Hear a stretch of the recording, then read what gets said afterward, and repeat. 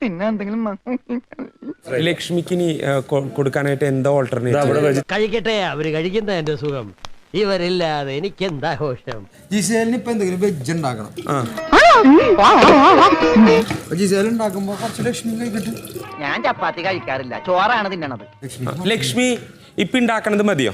പോഷക സമൃദ്ധമായ ആഹാരം കഴിച്ചിട്ട് വേണം എന്റെ തടിയൊന്ന് നന്നാക്കാൻ. വെജിറ്റേറിയൻ ആണ് ഇവിടെ. ഈ വെജിറ്റേറിയൻ ഫുഡ് മാത്രമേ കിട്ടുകയുള്ളൂ. ചിക്കൻ 65, തന്തൂരി 25, മട്ടൺ 85, ഇതൊക്കെ കഴിച്ചാണ് ഞാൻ എന്റെ ബോഡി മെയിൻറ്റെയിൻ ചെയ്യുന്നത്. എന്ത് കിട്ടിയാലും കൊത്തി വലിച്ചു തിന്ന. ഒരു ചായ കുടിക്കാന്ന് വിചാരിച്ചപ്പോ അപ്പ തുടങ്ങിക്കോളും. കൊത്തി വലിച്ചു തിന്ന ആരാന്ന്? എടാ കൃഷ്ണ, നീ വെറുതെ പ്രശ്നം ഉണ്ടാക്കരുത്. നീ ആയിട്ട് ഇത് കൊളാക്കരുത്. പണിക്കും പോടാ. അല്ലേ പണിക്ക് പോയി കഴിക്ക്.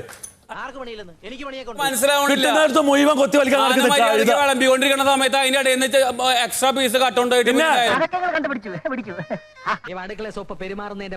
വീട്ടുകാരോടല്ലേ മറ്റേ കട്ടെടുത്തു പറയാം.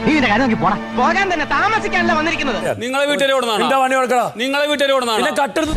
നിന്റെ അഭ്യാസം എന്റെ അടുത്ത് വേണ്ട. നീ പഠിക്കുന്ന സ്കൂളിലെ ഹെഡ് മാസ്റ്ററാണ് ഞാൻ. ഹെഡ് മാസ്റ്റർമാരുടെ യൂണിയന്റെ പ്രസിഡന്റ് ആണ് ഞാൻ. നിന്റെ അഭ്യാസം എന്റെ അടുത്തും വേണ്ട. വാക്കുപയോഗിക്കല്ലേ. പിന്നെ വിളമ്പിക്കൊണ്ടിരിക്കുമ്പോ എക്സ്ട്രാ പീസ് കൊണ്ട് കട്ടുണ്ടോ തന്നെ പറയാ. ഞങ്ങളവിടെ